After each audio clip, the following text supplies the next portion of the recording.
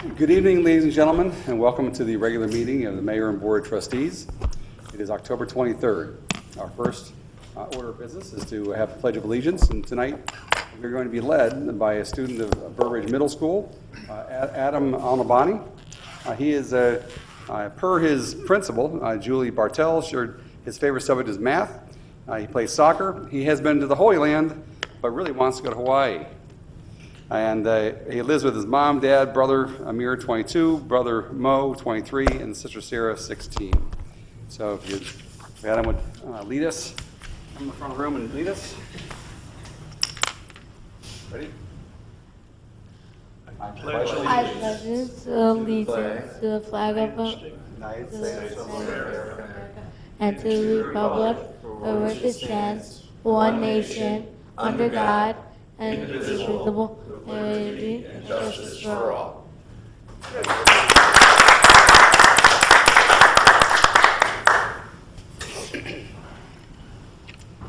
Thank you again, Adam.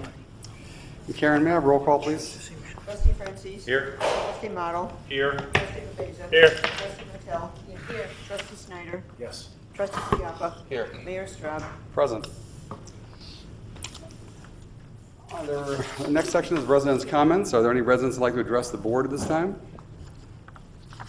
Seeing no one, we'll move to the consent agenda, otherwise known as the omnibus vote. All items listed with an asterisk are considered routine by the village board and will be enacted by one motion. There will be no separate discussion on these items unless a board member or citizen so requests, in which event the item will be removed. Under minutes, we have 5A, approval of regular board meeting of October 9th, 2017.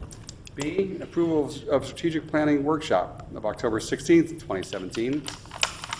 Nothing under ordinances or resolutions. Under considerations, we have 8C, approval of recommendation to award contract for installation of accessible door operators and push buttons at Village Hall.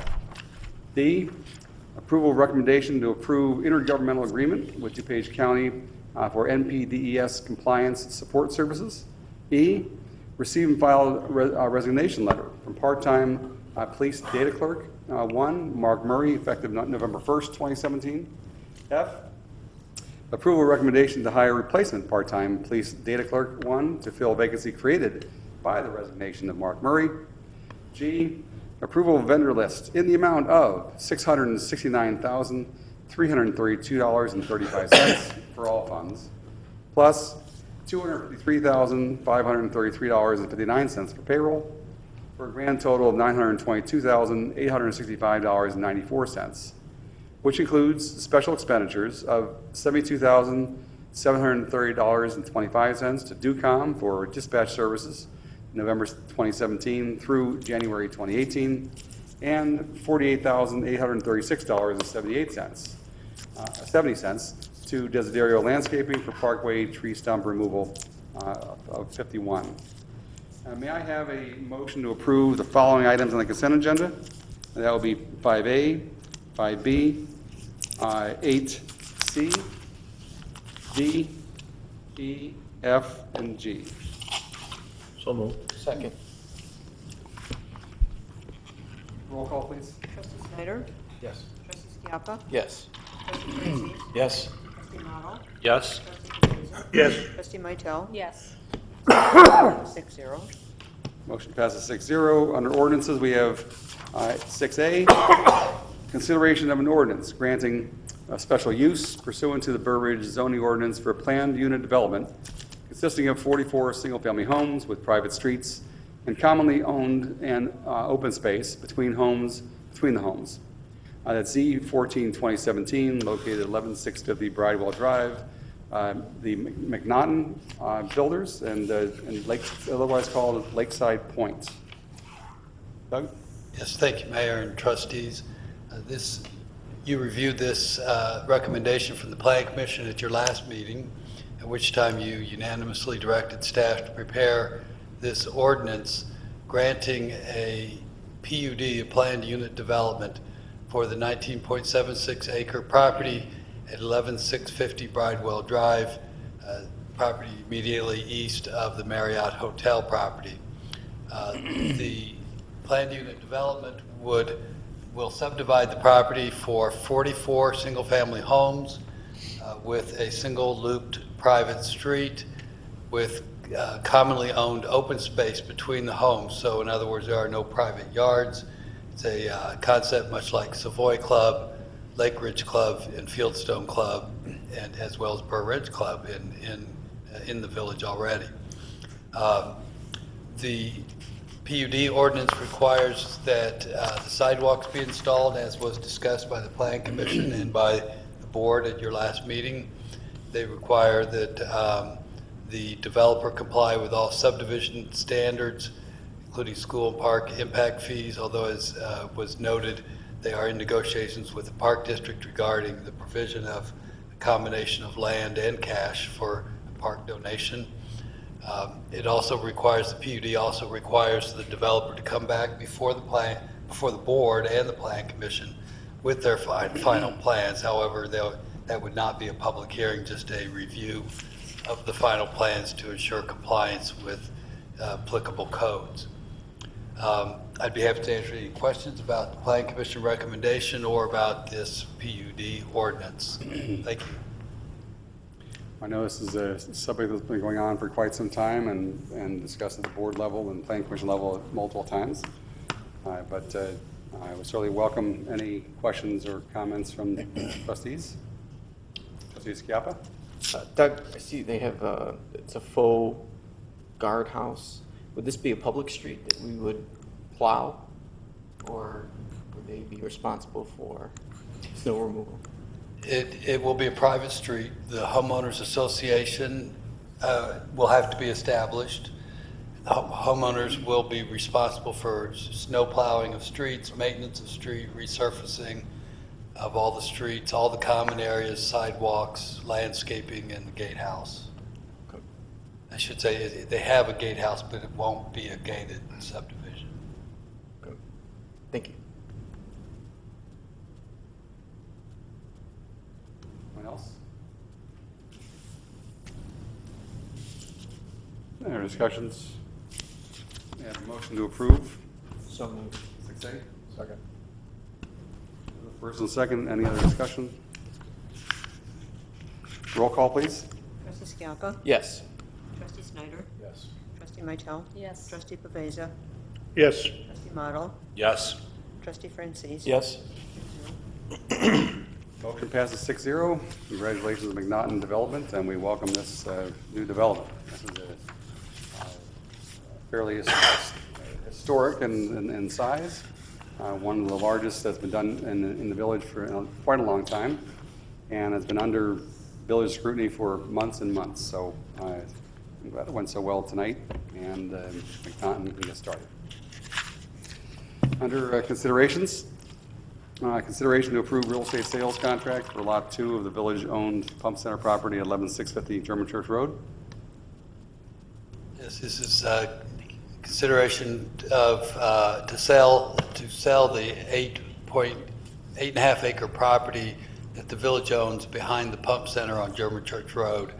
The property is in the Cook County side of the village, directly behind our pump center property. The pump center property consists of two lots. Lot 1 is the actual pump center. Lot 2 is the vacant land behind the pump center. There's also an easement through our property, Lot 1, that provides access for Lot 2. This proposed contract is for $1.9 million, which is slightly below the advertised price of $2 million as advertised in the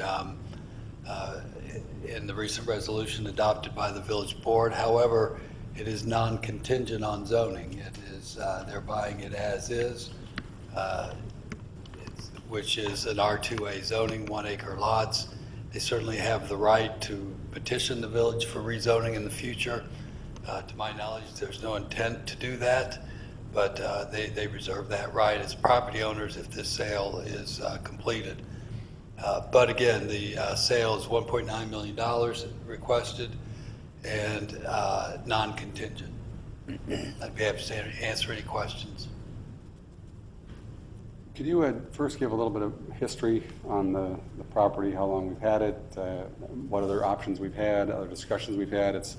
And just to let the residents have a better feel for and be reminded of all the things that led us up until this point in time. Sure, absolutely. Well, going way back in history, the property was actually, believe it or not, part of the Bridewell Prison Farm annexation agreement back in the 1980s.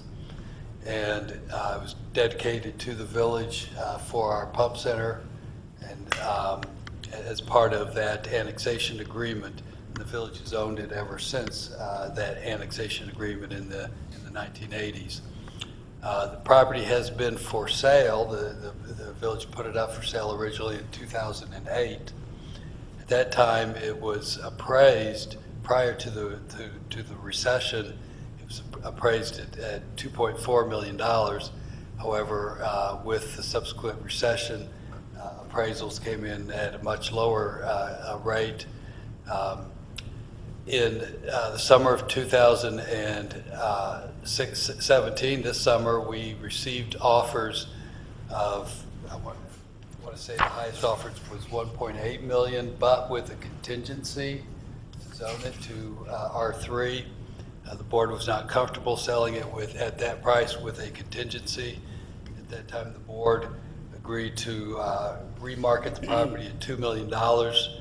And we got the offer then for $1.9 million, again with no contingency. Discussion? Trustee Francis? If I could add to that, the zoning history of the property was originally zoned R1 when it first came into the village. And it was first annexed into the village, and subsequent to that, in I believe 2015, 16, there was a public hearing. We received resident input and zoning consideration. It was rezoned to R2A at that time. Trustee Paveza?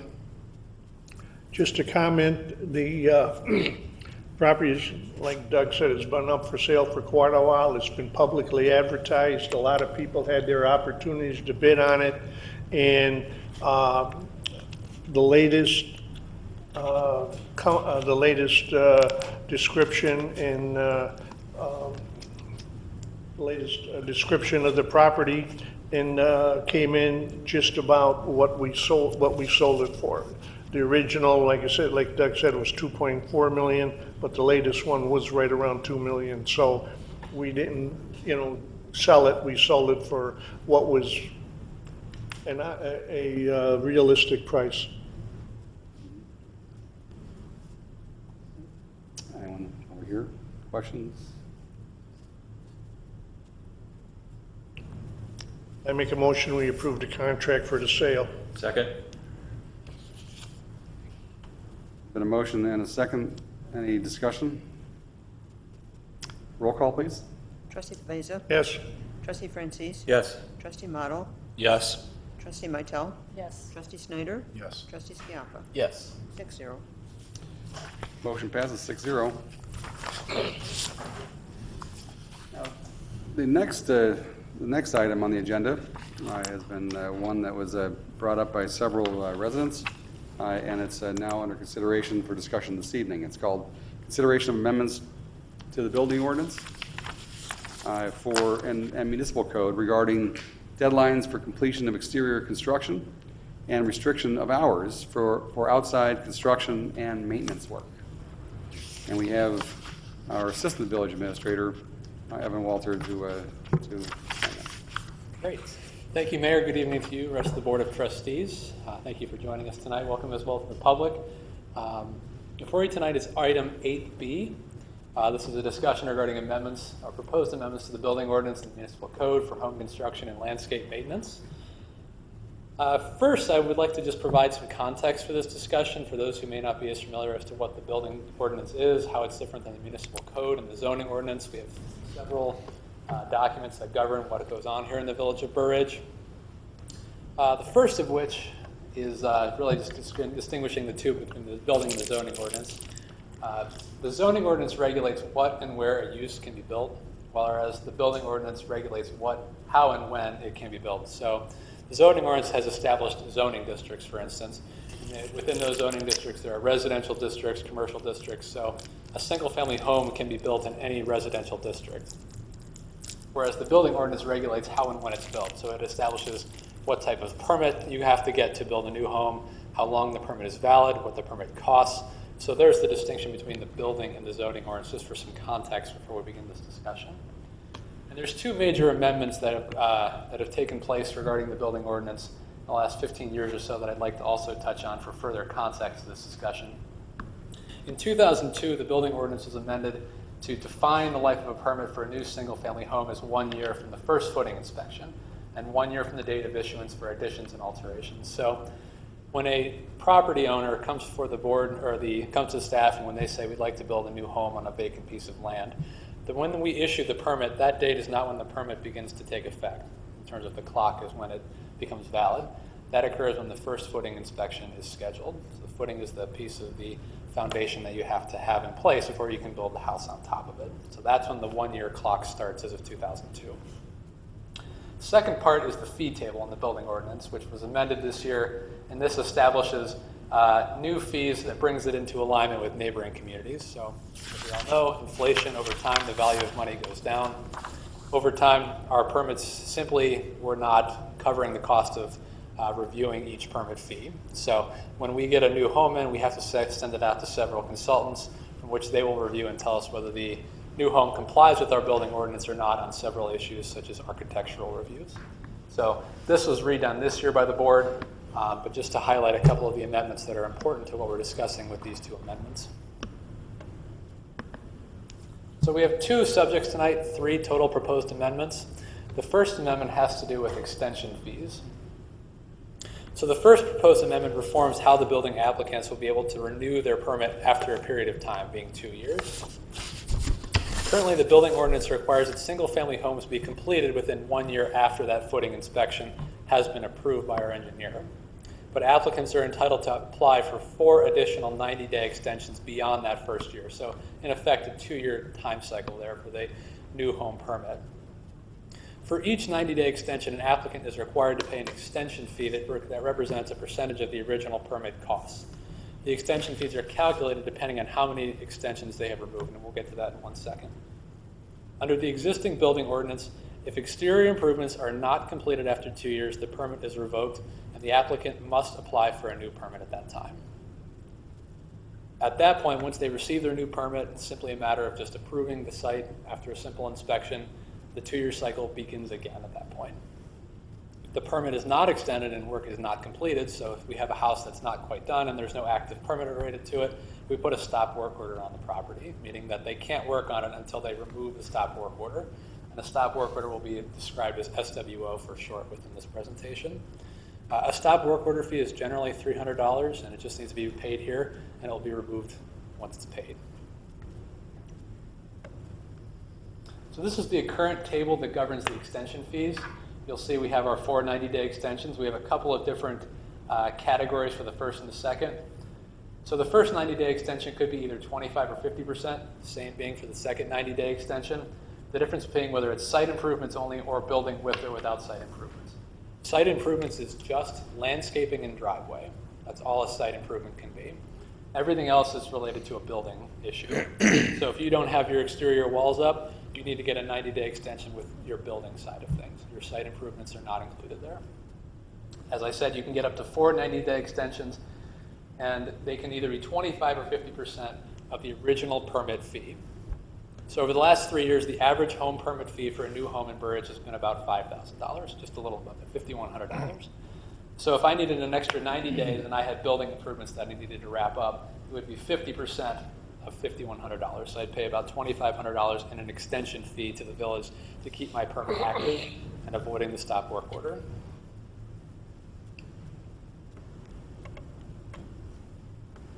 This is our first proposed amendment to the building code.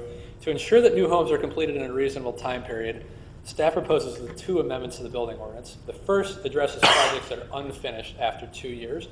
Rather than have the applicant apply for that new permit, restarting the 2-year cycle, The amendment would permit the applicant to apply for and receive unlimited number of 90-day extensions after the 2-year time period.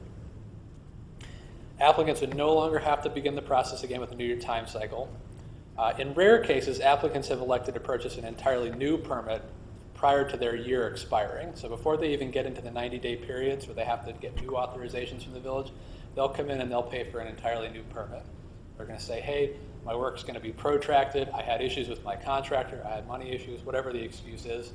They, in rare cases, will sometimes come in and will buy a whole new permit for an extra year, avoiding these fees. Under this amendment, this would no longer be permitted. Residents would have to come in, they'd have to get 90-day extensions after the initial year beyond their footing inspection. If you'll do the math from table 1 here, you'll notice that if you go ahead and bypass those 90 days, you can save yourself a lot of money. So if you did have to pay for four 50% fees over the next year, you'd actually be paying 200% of your original cost. So there is some penalty to going over that initial year. And that's why you'll see people come in and they'll buy an extra year to bypass some of these costs and save some money. Table 2 at the bottom here represents the row that would be added to the bottom of this table here. Go back one. So we just add that row to the bottom there, and it would just be each additional 90-day extension beyond the 2-year window. And this would be 100% of the building cost, of the permit cost. At that point, we would be incentivizing people to go ahead and finish their work as fast as they can, but they would still have to come and get updates for us. In rare cases, we'll have code compliance go out there, determine that the weeds aren't out of control, determine that there are other outstanding issues on the property, and then we'll grant them the extension to make sure that the construction site is safe and also looks reasonably good. So that's our First Amendment proposed.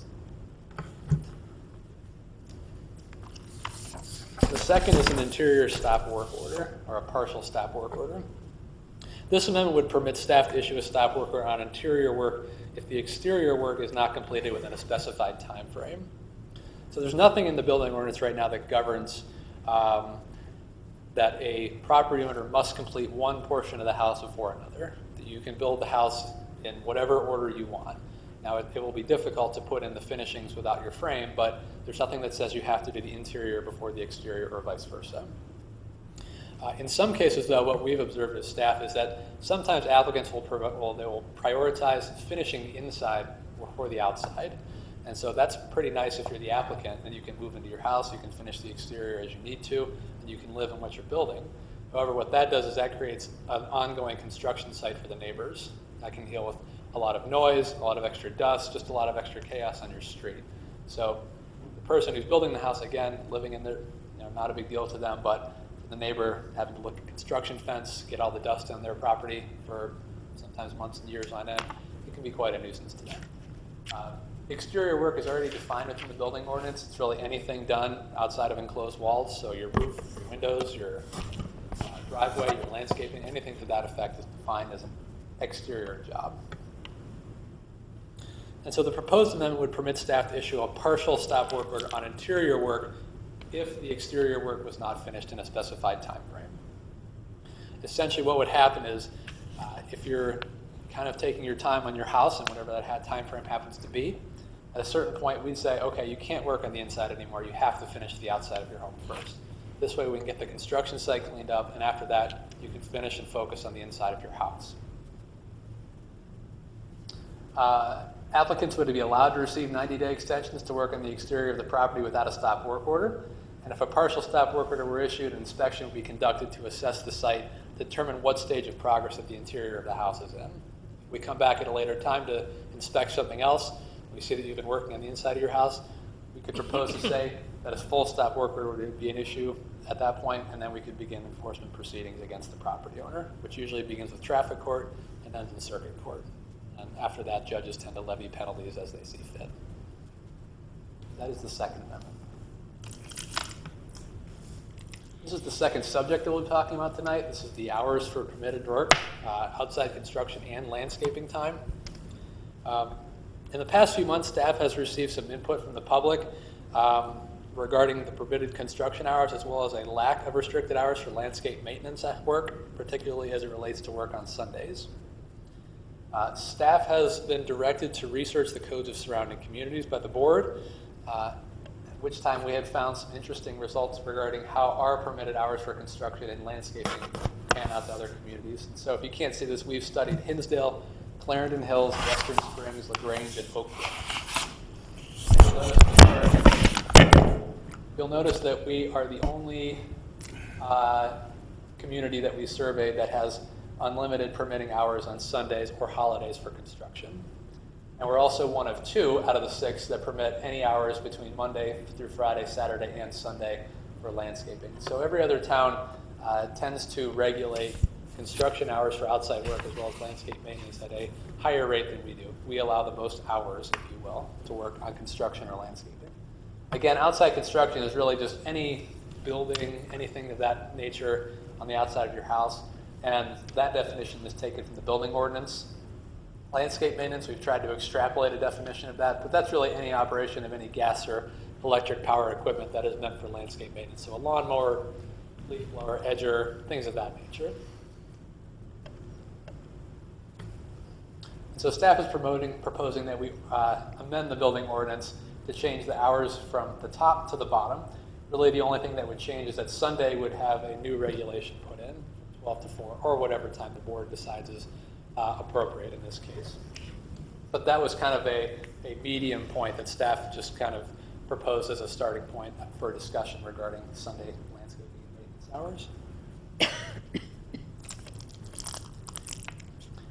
One clear exemption to this amendment would be that any device used to clear snow and ice would be exempted from the amendment. This is something that every other town had done.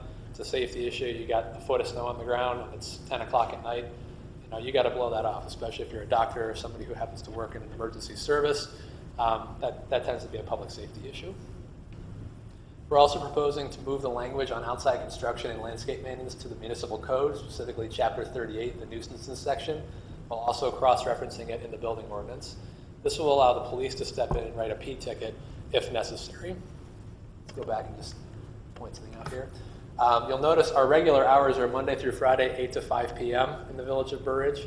So our community development department is not necessarily enforcing any hours that this would be controlling. So if somebody's making a racket at 9 o'clock at night over in Cranwell Estates, our code compliance officer is not here to enforce that. So we would need some assistance from police to enforce the ordinance.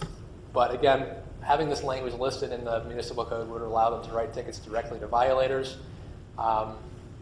Currently, the penalty for violating the outside construction hours is a stop work order on whatever you're doing. Again, a stop work order removal fee is $300. Since there's no landscape maintenance hours, we had to kind of arbitrarily come up with a recommendation for a penalty, and we simply landed on $50 fine per daily occurrence. Something simple, but something that's there to act as an enforcement mechanism. So again, this is a consideration. We're not asking for final approval on anything tonight. There's no ordinance to codify. We're simply asking for discussion and direction on any of the listed amendments that we've proposed tonight.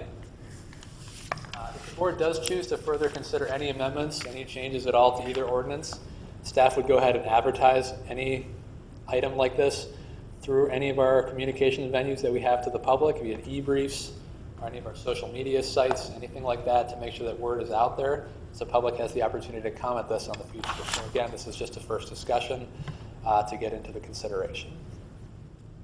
So at this time, I'd like to turn the floor back over to the board for opening discussion remarks. Trustees, any questions of Evan? Well, I just want to say thank you for researching this, because I have seen more than one complaint from folks, and I think we do need some regulation, so thank you for the information. And can you just roll back to one more screen, the one with the current and the proposed? Yeah, okay. And so the other towns that are prohibited on Sunday, any thoughts why we're recommending the 12 to 4, or you're just kind of leaving that for discussion? That's purely up to the board's discretion. You will see that Western Springs does offer a 12 to 4 option, but really there's a wide array of hours that you could that already does exist on the books of other codes in the area. Again, for landscaping permitted in some towns. In Western Springs, there's not much time on Sunday to do it though, so it's a really wide berth on what you could land on. One more question. This would apply to whether you're doing the landscape yourself or whether you have a service, correct? It wouldn't Correct. matter, individuals or companies, okay. Correct, yes.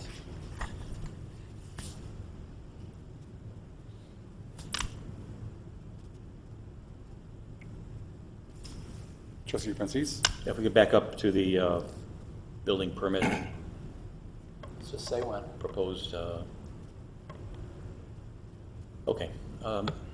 So for example, first of all, thank you for the detailed explanation on all three of these proposed amendments and the history behind them. For example, so that the residents understand, the building permit fee on a, say, a 4,000 square foot home would be approximately what?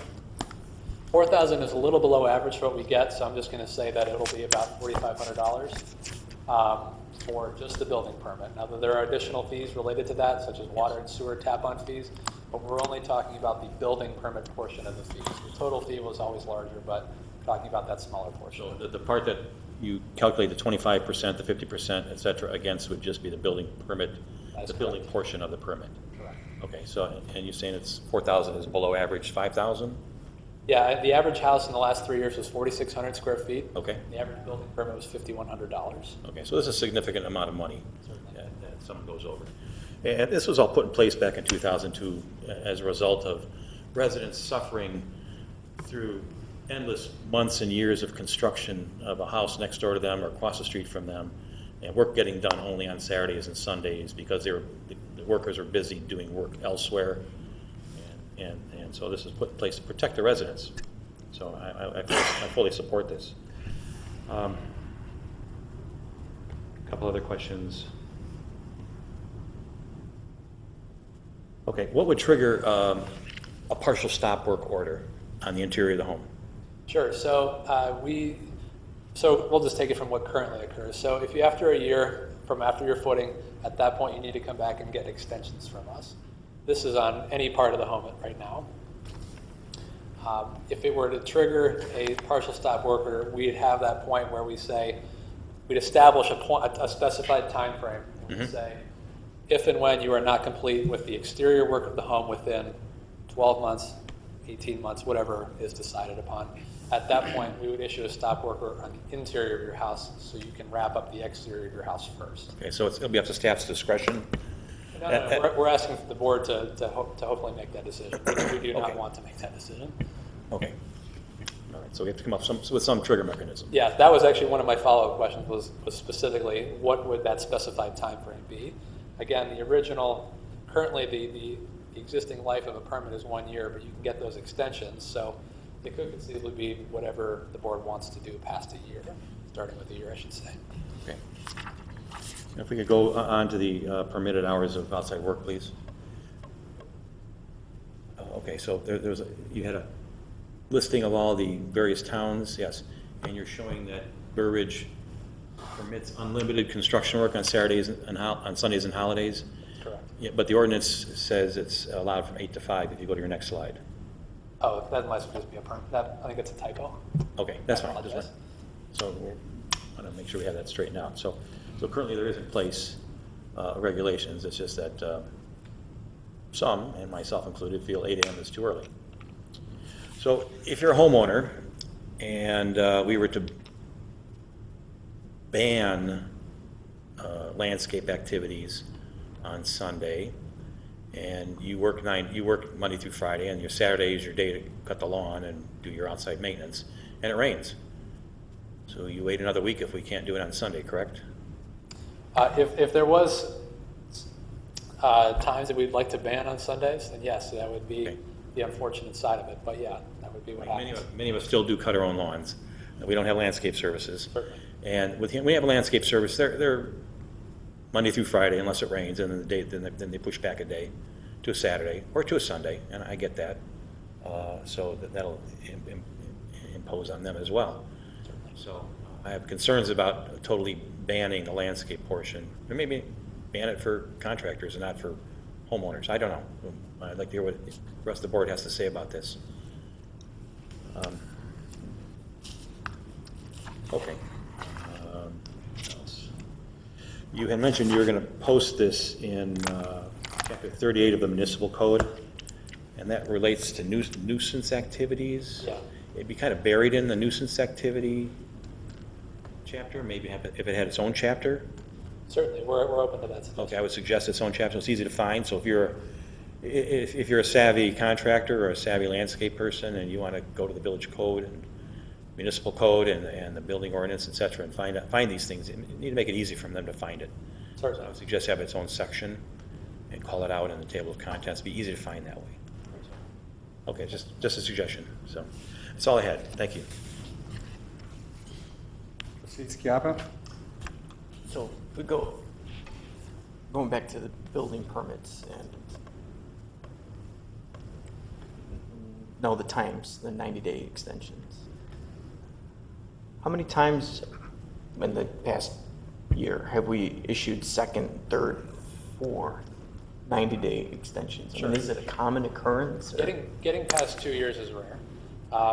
We did some research earlier last week, I should say. We came up with 4 in the recent past 2 years that went past 2 years. Out of, We probably get 20 to 25 a year. oh, So I wouldn't say it is common, but I wouldn't say it's completely unheard of to have a house go for an extended period of time into really the new permitting stage or after the 2 years is up. Sometimes they can go for quite a long time. We have some houses that are in the 10-year range, but those are definitely exceptions to the rule. okay. And is there a way to, going back on Trustee Francis's comment on banning landscaping on Sundays, is there a way to police it? If it does rain on Saturday, you're allowed to cut your lawn on Sunday from 12 to 4 or something? Just to be clear, we are not recommending banning landscaping on Sunday. Right. I have not seen any language that says rain days void this week or something to that effect. Okay. I don't know how we would do that. I'm sure we theoretically could, but I don't know how we would define what a rain day is. A Okay. rain day is different to me than to you Yeah. theoretically.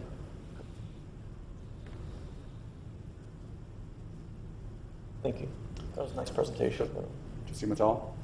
Very nice presentation, and a lot of work went into it, I can see. So, coming back to the 90-day, the permit thing. So, the changes that you're making, what will that, I mean, what is the goal behind it? The first goal is to remove the 2-year application window. That does require a little bit of staff effort to get that done, and we've never denied anybody based on their 2-year window.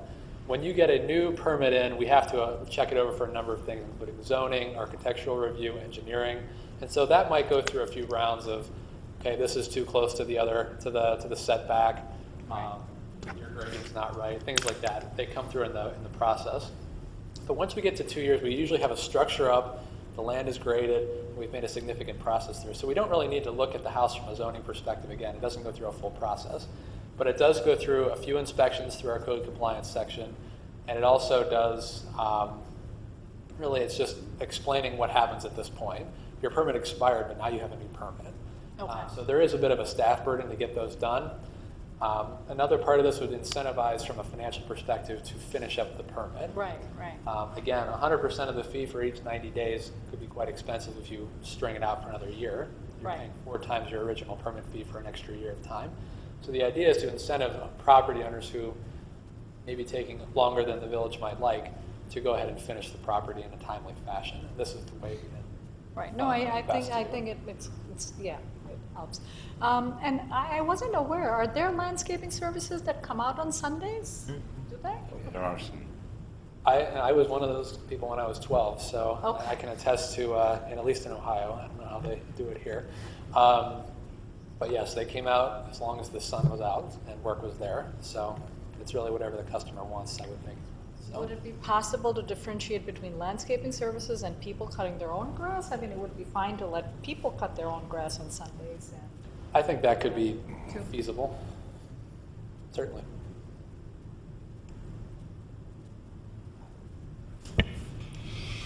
Senator? Well done presentation. Building permit, I love the idea of what staff has with going with the 2 years. regards to landscaping, most of us work 5-6 days a week. And I don't appreciate the landscape service starting at 7:30 in the morning on Sunday. It'd be nice to sleep in 1 day a week, so maybe a 9 o'clock start on Sunday. Right. Just throwing it out. I don't want to penalize anyone, and even for myself, when I did cut my own grass, and I don't do it anymore, because I'm too tired from working during the week. Sure. But I would appreciate if the board maybe consider maybe backing up even a little longer, 9 o'clock at least, because some of my neighbors have also mentioned, by the way, we can all hear it at 7:30 in the morning, so it's not 8, it's 7:30 they're starting. It's a Certainly. little early. I was I a think bit it's 7:30. surprised. Sorry, go ahead. I was a bit surprised doing this research. We only saw 8 or 9 and 12. There wasn't the 10 and 10:30, kind of that almost like brunch, cut your lawn type of time. Right. But yeah, that's certainly, we could find a happy medium there. Thank you. Trustee Francis? So if they're starting at 7:30, Trustee Snyder, they're in violation of the current ordinance. So. I have village- not called anyone. Pardon me? I didn't call the village yet. Okay. So I would support 10 a.m. I think 9 o'clock is too early. You know, might be some family activities on Sunday morning that people want to sleep in or rest or do whatever. 10 o'clock is fine. Just to clarify, 10 o'clock just on Sundays? Yes. Okay. Yeah. But Trustee Model? I would prefer even later on Sunday, at least noon, especially if we're if we're talking about landscape companies or banning companies altogether on Sunday. I think, the complaints that we've received have not been for the individual who's out there trying to take care of their lawn on their one free day. It's been when the swarm of mowers comes in and creates quite a bit of noise and stuff. And that's fine, there's nothing wrong with that, but I think we need some reasonable restrictions for when it's going to happen. I would be in favor of later, whether noon, kind of mirroring Western Springs, or banning it altogether unless it's an individual doing their own landscaping on Sunday. I would concur, by the way, on the commercial landscapers might be a little bit noisier, but it wouldn't necessarily solve the noise issue either way. It's still there would be a noise either way. So. they're much more noisier. They have 2 commercial lawnmowers. The people that cut the grass across the street from my house, 2 commercial lawnmowers, a leaf blower, and a weed whacker, all going at the same time, as compared to my one small little lawnmower, push mower. Quite a bit more noise. Actually, and I will beg to differ a little bit on that, because in my experience, we have a neighbor who always does landscaping on Sunday afternoon, and it's difficult to carry on a conversation with the patio door open just by one lawnmower. So it's and if that's in the morning, that'd be even more difficult because of trying to sleep. So depends on lawnmower and location, how proximity. Certainly, I will agree that commercial will be louder, but in the spirit of silence and tranquility and keeping Sundays quieter. One commercial or residential, it's commercial or private. It's still going to have the same resulting noise, inconvenience, and nuisance. So, but this is why we're discussing it tonight, trying to bounce around some different ideas. Currently, it's 8 a.m. till 5 p.m. The staff proposes 12 noon till 4 p.m. Is there a variation of that's more amenable to the board, or does the board want to do anything at all? So, Trustee Scapa? Are there any residents that wanted to speak on this? Looks like there are. Yes, there are. Oh, I'd like to hear from Okay, you have the. So yeah, let's let the residents speak, and then we'll bring it back to the board. Good idea. Thank you, Mr. Mayor. Would you like to speak first? Yes, sir. Please introduce yourself. Yeah, Jerry Sweeney. I live in Burridge Club. Trustees, thank you for allowing me the opportunity to speak, and Ms. Thomas and Mr. Pollack, appreciate this. I think that all of you received an email from me on an absolutely beautiful Sunday morning, probably a month and a half ago or so, probably at about 8 or 9 o'clock in the morning, when I went out. I don't know if any of you have ever seen, there's a very funny English sitcom called Mr. Bean. It's very old, and he's a very deliberate guy, and he does all these things. And I had gone out to my deck, I had brought the coffee, I have the New York Times, I've got the Tribune, and I'm about to sit down, and the next thing is this cacophony of noise and construction and carrying on, which precipitated the email which I sent to all of you. I called before that, however, the village police to ask if there was a noise ordinance or something, and realized that there was absolutely nothing prohibiting the complete disruption of this beautiful Sunday morning at 8 a.m. So I have lived in Burridge Club for about 4.5 years. I am on the west side of Burridge Club, about midway between, about midway down Elm Street before Plainfield. And in 2016, there was a home construction taking place across the street from my house. And the construction took place, I believe, 7 full days a week. And then this year, neighbors across Elm Street, directly across from my house, have elected to redo and re-landscape their home and take out their concrete driveway. And apparently the only contractor they could get to do this is somebody who comes only on Sundays. So I have spent multiple Sundays listening to jackhammers and crews and landscaping crews and all sorts of things. One of the reasons we live in Burridge is because we enjoy the peace and sanctity and ability to enjoy a Sunday morning in a beautiful place without being interrupted and being able to carry on a conversation with a cup of coffee on your back deck in the early morning hours. And that has been entirely disrupted this year and last year as well. And what I think is a reasonable suggestion here is I think that an accommodation to people who want to do landscaping work on Sundays is fine. I think 12 to 4 is entirely reasonable in my personal opinion. I don't know that it's necessary to have commercial contractors in Burridge creating a calamitous event on Sunday mornings or during the day on Sunday. But I do think that people probably deserve the opportunity to do landscaping work if necessary. But I would say it shouldn't start before noon and it shouldn't extend beyond 4 p.m. in the afternoon. However, with respect to commercial construction projects, I feel very strongly about this. I basically have lived in Clarion Hills and Hinsdale and now Burridge since about 1952 with a few exceptions for college and other things. I think that the Hinsdale and the other 2, I think, communities other than Hinsdale, so 3 out of the 6 prohibit construction on Sundays entirely. I would ask that you consider that seriously. I think that makes all the sense in the world.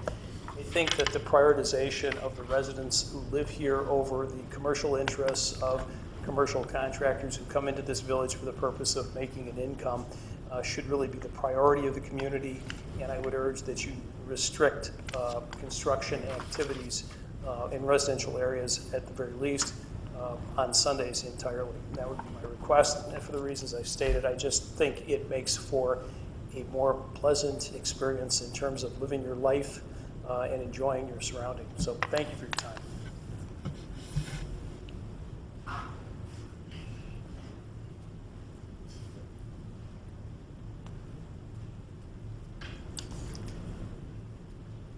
Mark Thomas, 7515 Drew. First thing I want to comment on is the landscaping portion of this. As some of the trustees pointed out, many of us do our own yard work. Acre lots. Me doing my landscaping myself, I'm out there for 4 hours. So that means I have to start at 12 in order to finish at 4 o'clock. And if it happens to be the time of year where we have brush pickup and whatnot, then I have additional work of trimming back trees and dragging all that out to the street. So I don't think that's realistic. I think we have to adjust the hours. Late start I think is reasonable, but we got to have enough time in there that residents who work during the week and can only do this work on the weekends need to have the time to do it. And as for the construction, have construction going on behind me right now. We had a lot of construction going on last summer across the street. Sunday's not something I'm really for. If it was at least a late start on the construction, I guess I'd be okay with it. Currently, we have a lot of steel workers working behind us. Unfortunately, if we just regulate it to the residential areas, I happen to butt up to a T1 area, so that, that obviously that would not be affected. So I don't know if it's necessary to ban it completely on Sunday, but it definitely should be restricted. Maybe even, I don't know how you would restrict the amount of noise they can make or whatnot, but maybe just indoor construction or something like that. So, thank you.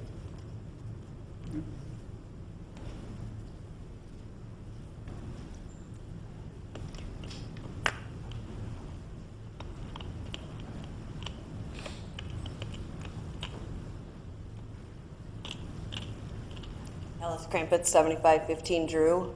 I do work 6 days a week. Live at the same lot he does. It is an acre. And when our acre lots, when people do have parties or whatever, it's really not that bad for a single mower, cutting grass. And we need 4 hours to cut our yard and do our tree trimming, do things like that. And if we don't, we're penalized by the village. So you throw out another fine at us for not having our grass, too short or too tall or whatever it is. So I feel like that would be a double whammy if you take away my time on Sunday to do my lawn at my convenience and yet still follow those other rules that are in place for the town that you can get ticketed for if your grass isn't cut, to a certain height. As far as the construction on Sundays, you know what? We've had people come over and help us fix our garage. We've had people come over and do it, and we make a party out of it on a Sunday because a lot of us work on Saturdays. I do a lot of special events, so I'm not around on Saturdays. So I think it would be unfair to restrict us too much on a Sunday to do those home repairs. We're capable of, doing our own roofs and things like that. And again, you would restrict us. To some degree, I can agree with that, but not to prohibit either landscaping or building residential on weekends. If it's a company, like Mark said, we have big companies behind us, it is a problem when all those vehicles are backing up and beep, beep, beep, all that on a Sunday. So maybe the commercial would be limited, but I would prefer not to see any residential landscaping or construction limited. Thank you. Thank you, Alice. Are there any other residents who'd like to address the board?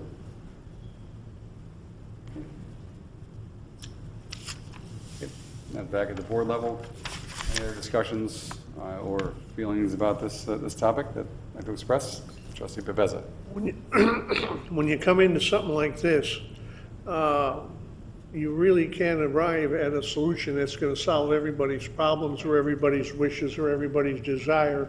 So what you have to try to come up with is something that's reasonable and satisfies most of the people. Like I said, you're not going to solve everybody's problems. And I think the big common denominator is noise. And normally I would think the biggest one would be construction noise, outside construction noise. And I know a lot of people do their own landscaping work, and they don't use the big machines that the landscaping crews use, but they, if somebody wants to create a problem, they could call up and say it is noisy. So you have to be careful on what we decide we're going to make the rules as. Trustee Model?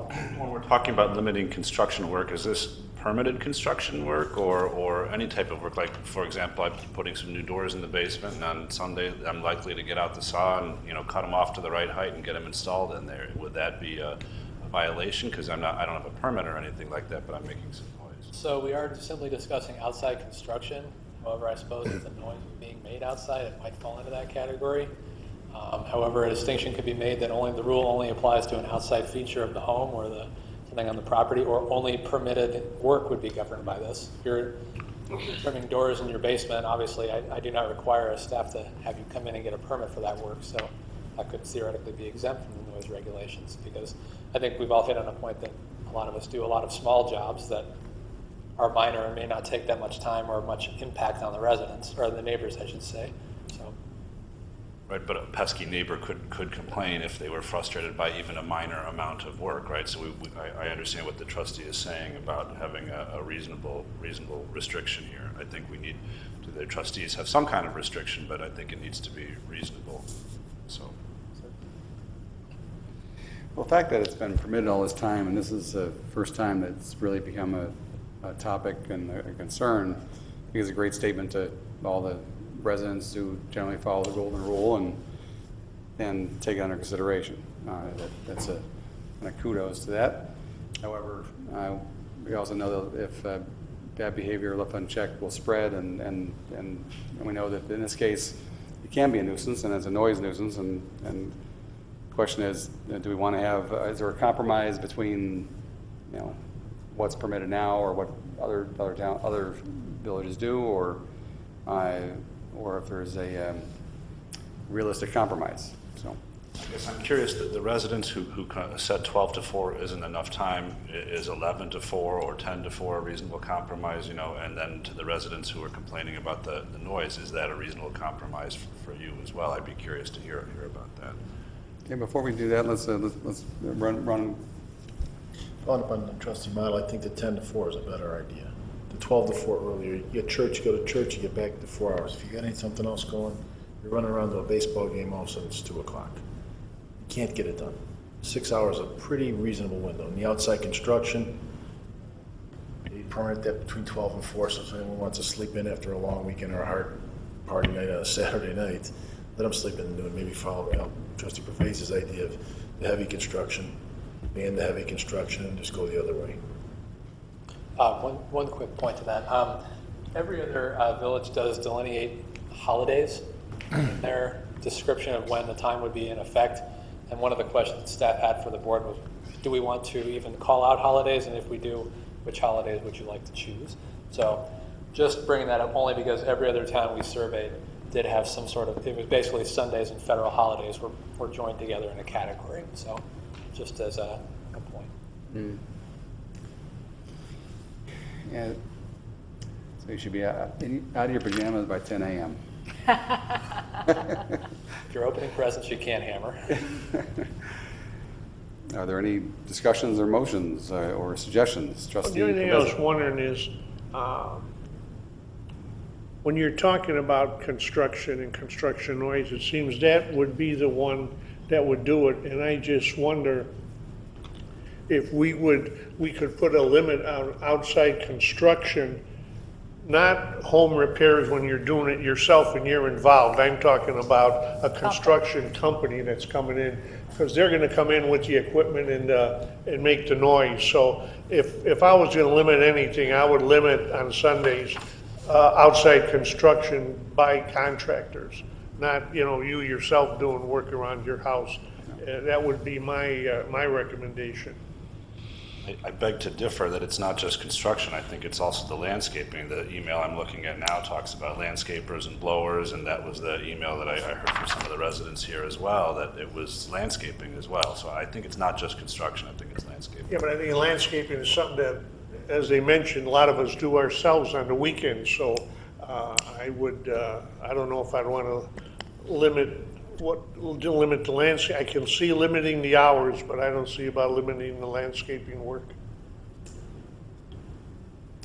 I'm understanding what you're saying now a little clearer, that you would allow, correct, you would propose that we would allow limited hours of landscaping work on Sunday, and you're suggesting no construction on Sunday unless you're doing it yourself. No outside construction by contractors. You can, At all on Sunday? Pardon? At all? On Sundays? I would say it all on Sunday, yes. Well, we have a variety of opinions tonight. Trustee Mattal. So I feel landscaping, even when the landscaping service is in your neighborhood, they're there for half an hour and they're gone. So yes, I do feel that we need to have a smaller window, maybe 9 to 4 or 10 to 4, which is fine. The most important thing is you want to make sure that the residents can sleep in, and I think 10 is fine, it doesn't have to be as late as 12 noon, because that would just restrict the time you would have to do all of that stuff. Construction, however, on the other hand, tends to stay for a while, and the noise is much louder and longer. So I feel construction could be banned on Sundays, I mean outside or commercial construction, and landscaping may be better than that, so it would be okay. Snyder.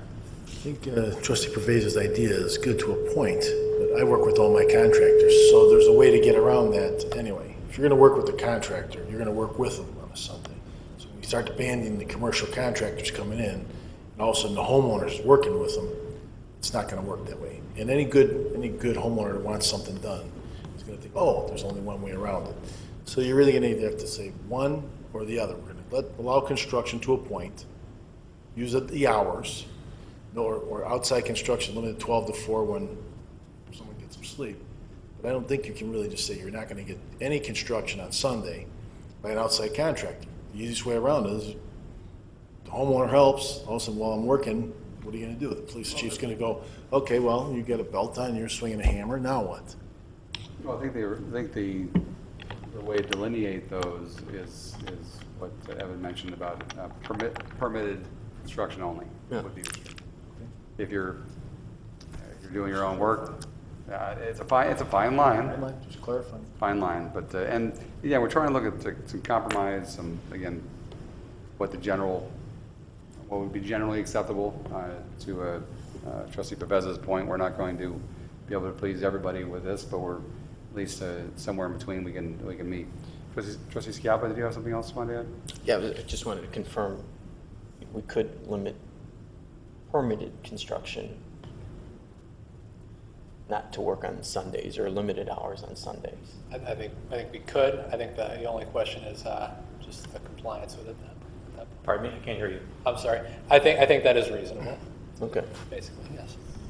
Yeah. Trustee Francis. A couple things. We talk about permitted construction and restricting this only to permitted construction.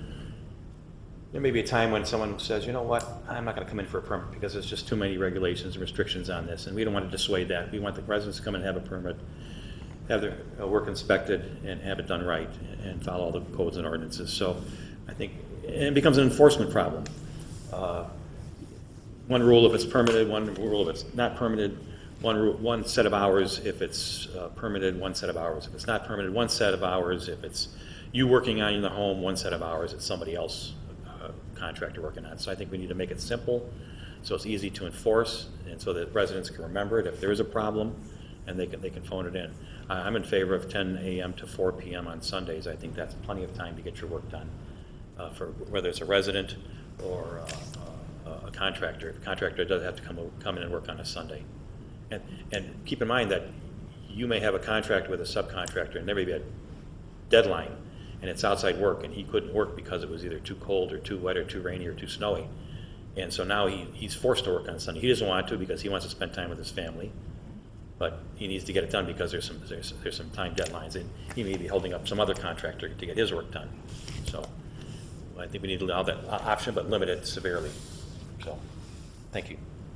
Trustee Model? Are you ready for any motions on this yet or not?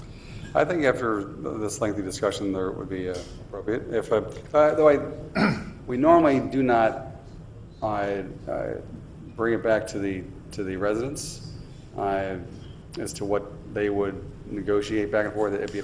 I'd like to, though. I think that would be bad not protocol, but the routine to get into here. But I think we know that. Yes. Well, I was just going to interrupt to say we don't have an ordinance on the agenda, so Right. nothing you can Right. tonight. You're just recommending Direction on what to develop. And I do think it's important that the reason we structured it that way is that this really hasn't gotten any. I would agree. vetting yet. Yeah, I would agree. So if you were to consider a motion of a recommendation, is that what You're directing the board to propose this and put in motion, bring it up for discussion, get additional resident feedback. I think the right language, would be directing staff to Staff. prepare an ordinance that includes whatever hours, whatever other items you want in there. And this may indeed not be done in just one or two meetings, because we have a lot of opinions to get. And, but those that want to, preserve their Sundays, those that don't, those that want to certainly need to get the work done, that's certainly a serious thing that we have to take into consideration, people that work 5 days a week or 6 days a week, as we've heard tonight. But yes, trustee Model? So I'd like to make a motion recommending staff develop an ordinance and collect more resident input on a construction and landscaping ban with the allowable hours of 10 to 4 p.m. on a Sunday, so that whether it's construction, whether it's landscaping, it could only take place between 10 and 4 p.m. on a Sunday. Okay. Okay, there's been a motion. You want to wait? I want to see if there's a second first, then discussion. There is a second. Now, there's a motion and a second, and discussion. Trustee Francis. Do we want to include amendments 1 and 2 to that motion as well? To the ordinance? Yes, I was just going to say, if some direction would be good on just what direction you'd like to take on the First Amendment, as well as really this portion where we have to define a specified time range, where if you wanted to have the interior stop work order be put in place, what is that time period that we have to wait before that can be put in place? If that's something you want to move forward with? Is there a chance of separating these two? And when we may have two separate motions, there's already a first and a second on this particular portion of it. Can we go out of order? I would imagine. Can we do the second, the third amendment first? Yes. Okay. The motion and the second. Any further discussion on this? Roll call, please. Now this is just for Sunday. Just for Sunday. We'll keep our regular hours, what you're recommending is 10 to 4 on Sunday. 10 to 4 on Sunday for both construction and landscaping. Okay. To expand on that clarification, all construction, whether it's all outdoor construction, whether it's under a Right. permit or not. Correct. I think that's the simplest, easiest way to And it's, make it. again, at this point in time, we're directing staff to start, let the residents know about that. That's the tentative or the proposed recommendation. We get feedback, we vote on this and discuss it at a later time. The motion and a second. Roll call, please. Trustee Model? Yes. Trustee Snyder? Yes. Trustee Skiappa? Yes. Trustee Francis? Yes. Trustee Pavesa? Yes. Trustee Mattel? Yes. 6-0. Okay, that passes 6-0. Now, do I have a motion on the first two amendments? I make a motion that we recommend that staff prepare ordinances for amendments 1 and 2, incorporating a trigger mechanism for the stop work order as well. Second. There's a motion and a second. Any further discussion? Clarification? Do you want is the motion to issue the stop work order after 1 year, 1 year after one extension, after two extensions? Well, what staff is recommending, but also the mechanism by which For 2 the years. partial stop work order, That's what I meant. the partial stop work order is initiated. Evan had mentioned that staff was going to. I had made no direct recommendation in terms of a time period. I had only said that there were options. Okay. So again, the original permit will expire in theory after 1 year, after which you can get 4 90-day extensions. However, it's up to the board, or at least we'd solicited feedback from the board regarding when that would actually be triggered. So basically, you've got another hammer Yep. to use. Should that be used after 1 year? Or you tell someone, okay, you've had a year to finish the exterior, you haven't done it, you can't do any other work but the exterior? Or should that happen after a year and 90 days, a year and 180 days, I'll throw 2 years out there. 2 years? Hey, could you please turn your mic on? Thank you.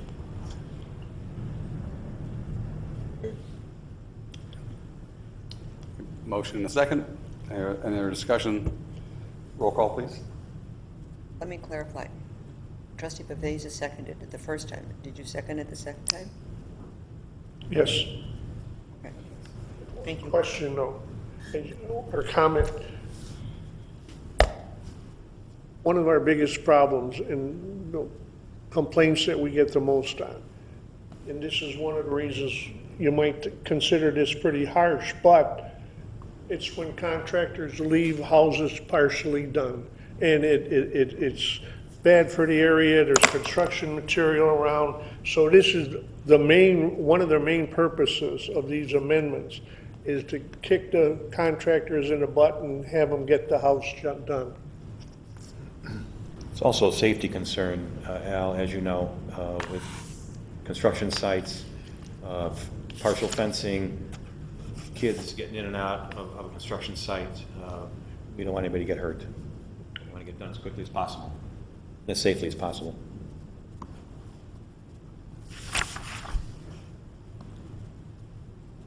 Roll call, please.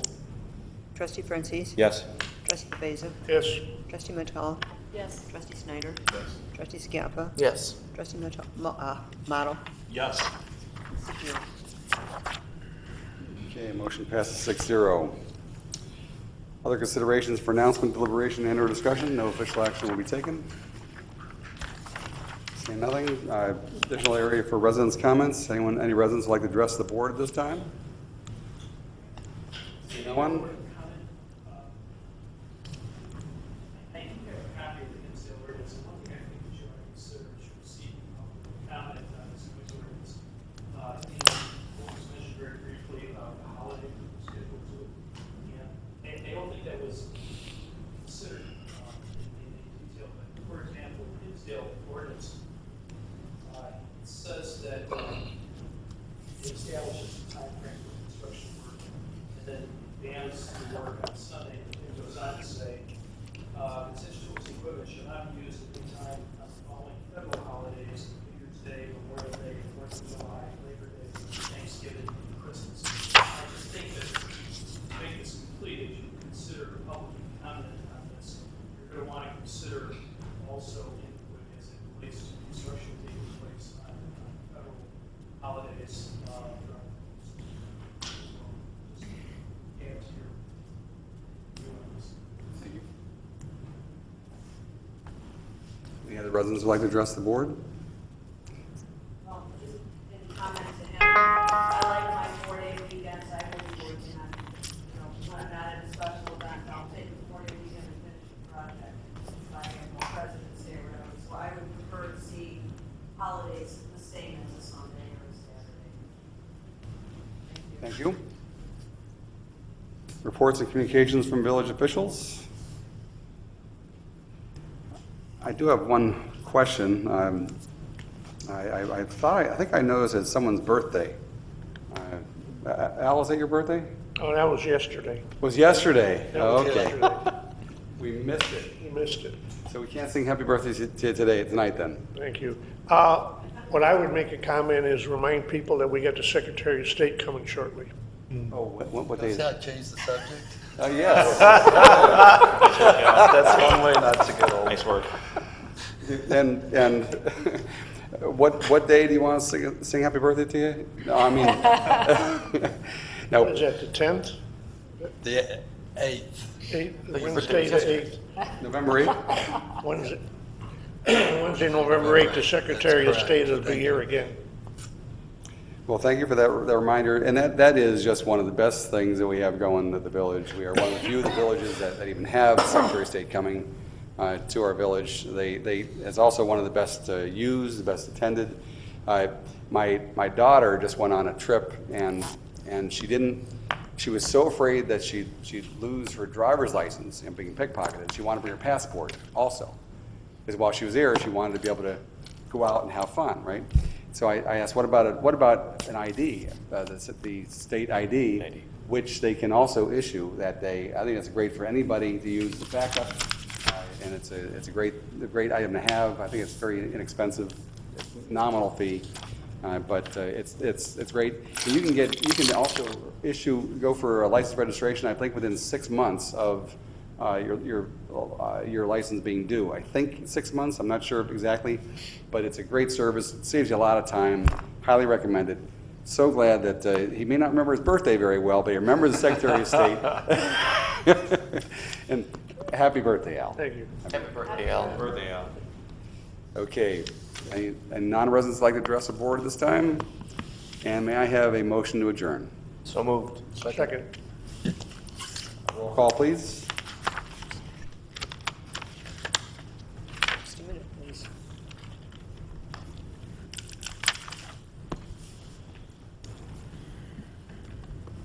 Trustee Schiappa? Yes. Trustee Snyder? Yes. Trustee Hall? Yes. Trustee Baveza? Yes. Trustee Model? Yes. Trustee Francis? Yes.